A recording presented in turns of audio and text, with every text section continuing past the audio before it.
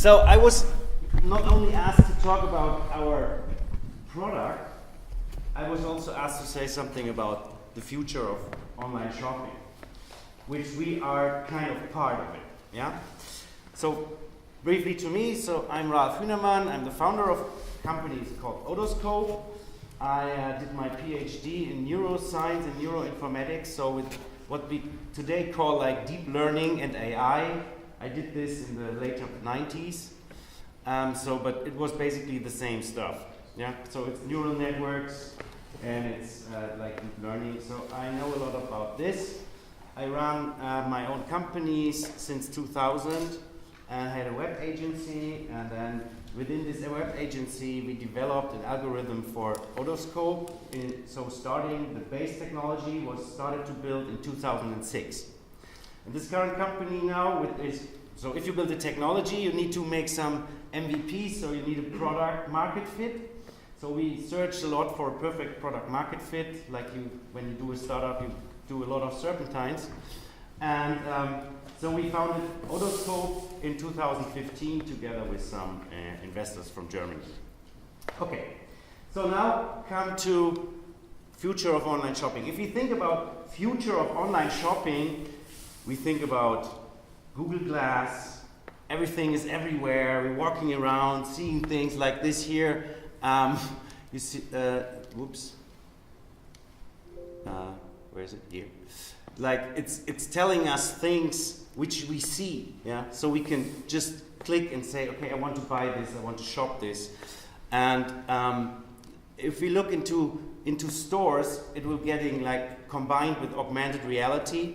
So we will have our phone just looking around. I mean, on the street, we can see on the street, we see, okay, there's this special discount, and also I see it inside the shop. So the phone becomes more and more part of it. So my offline shopping experience gets more and more online shopping experience. And you know this is in South Korea. This is an online, this is a shop, yeah? Where you go just with your mobile phone and order things. It's just a wall. Yeah.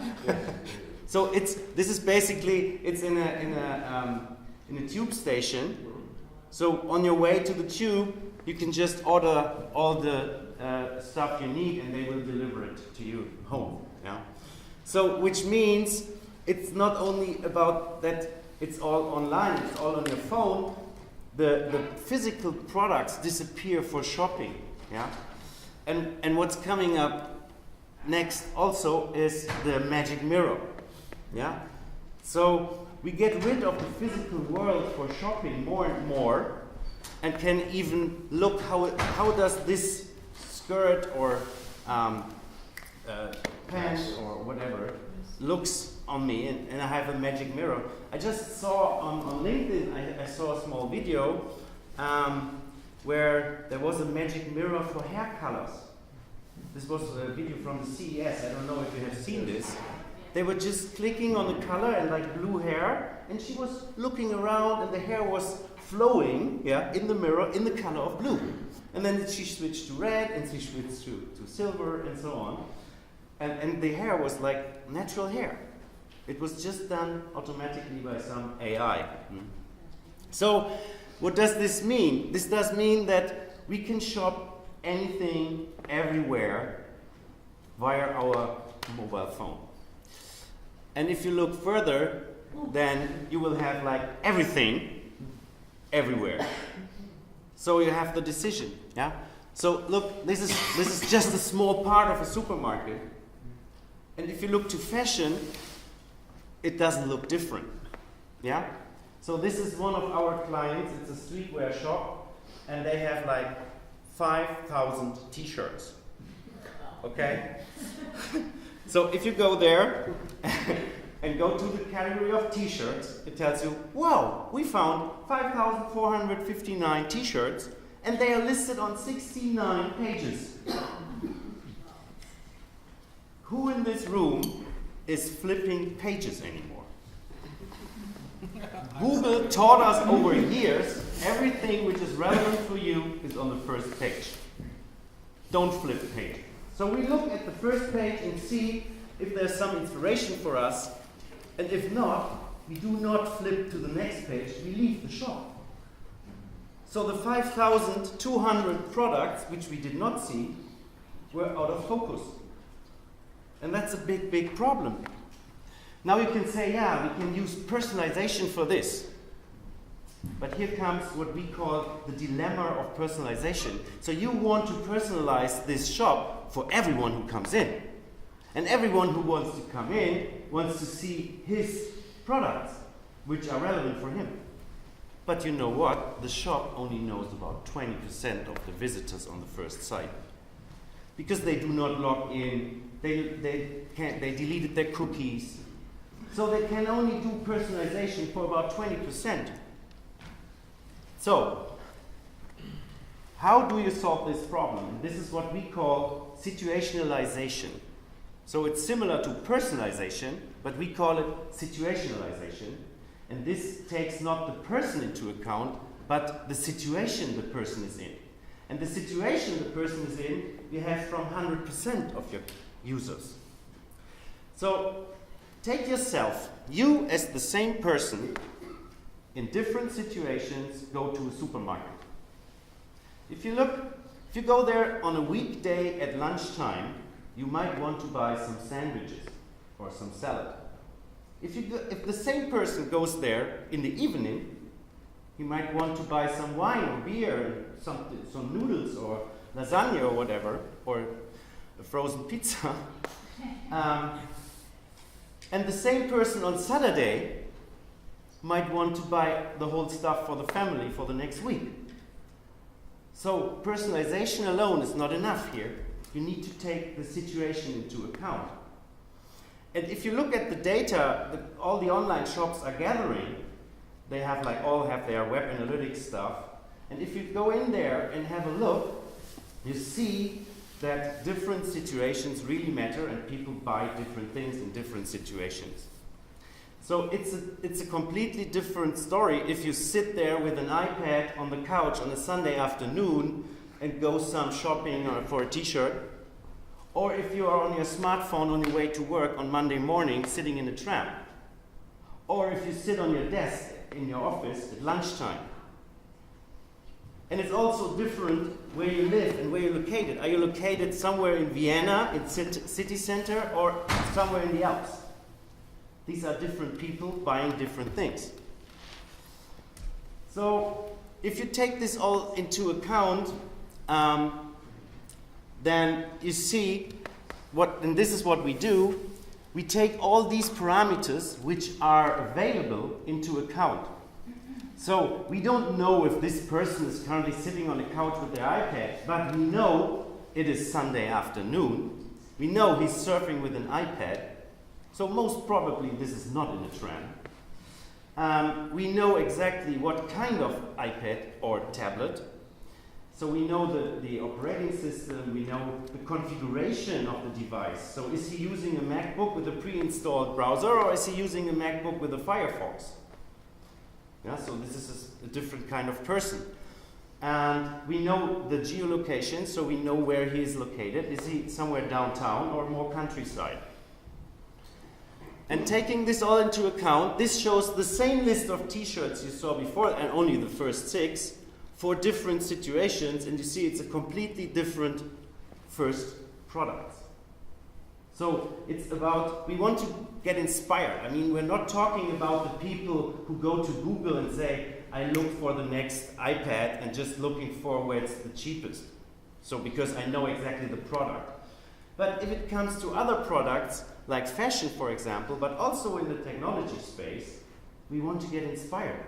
We say, okay, I'm looking for a new winter pullover, and then I don't know exactly which one, because I want to be inspired.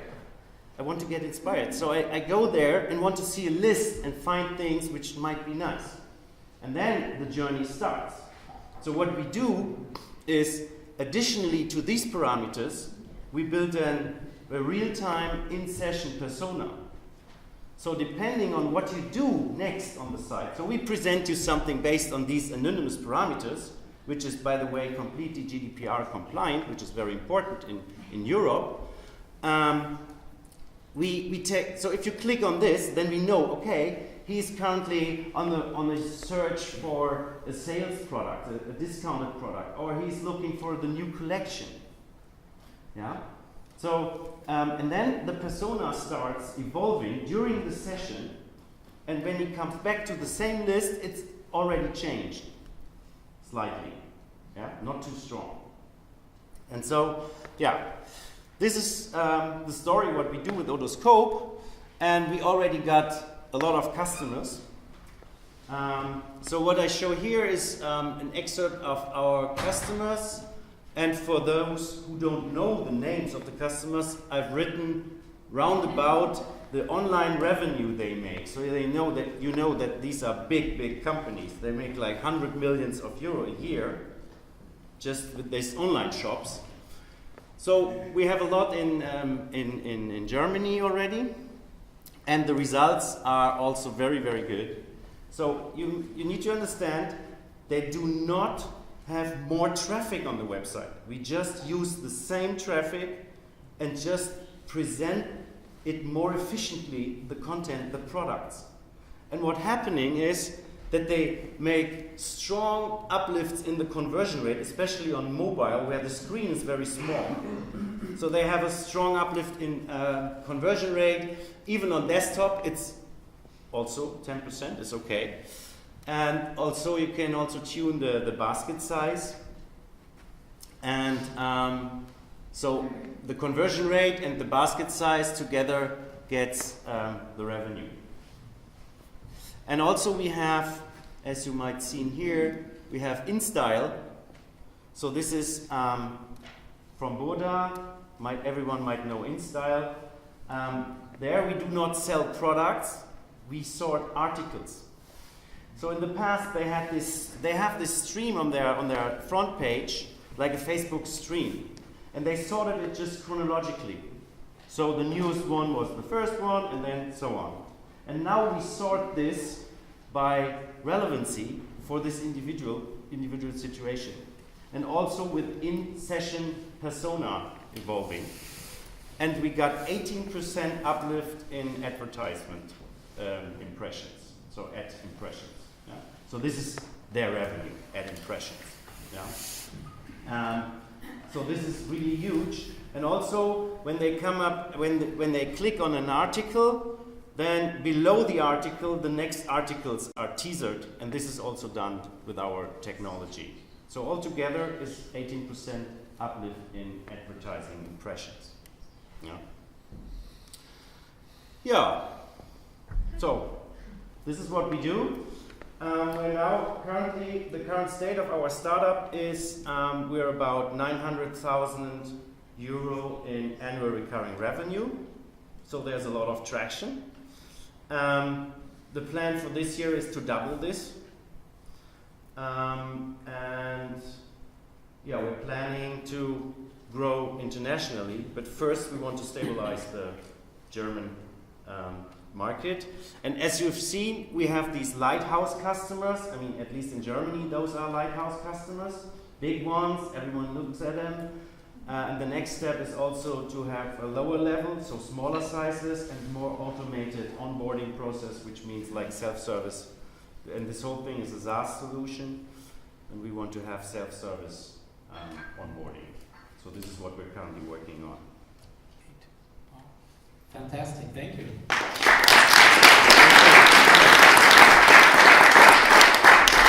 So, Andreas, what's the plan now? So if I like responding, maybe someone has a question. Yeah, before I have a question. Yes. yeah, we have time for one question, I guess. But I'm around here, so we can also have chat. No. Ask your question. Okay, so there was this this slide with these two different outcomes of search. No, for this one. I just want. Can you explain the situation, because I didn't really understand. The situation here is so. This is the geolocation. So he's coming from Baden-Württemberg. He's logged in with LTE on an Apple device with Chrome at night time and on Friday. But why are the t-shirts boring in respect to the right side? I mean, just Because these kind of guys look at these kind of t-shirts. I mean, it's the same category, yeah. They have like 5,000 t-shirts. They have like pure black t-shirts there, and they have also very colorful t-shirts. Okay, I'm sorry. You have not been to Baden-Württemberg, have you?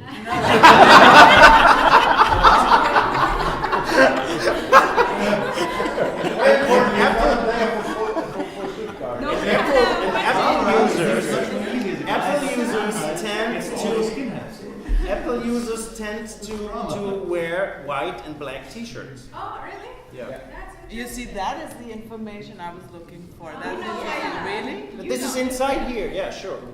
I mean, my little longer presentation will give you all the different parameters and tells you how we do correlation checks, which kind of parameter which comes in anonymously has which effect on the product lists. So we can calculate this statistically. Yeah.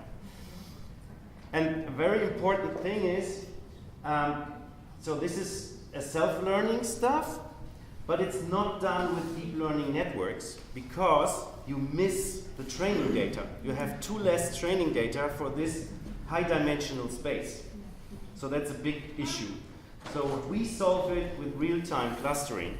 So, and this is our USP. We have an in-memory grid in our cloud, which can do real-time clustering of millions of data sets in milliseconds. Yeah?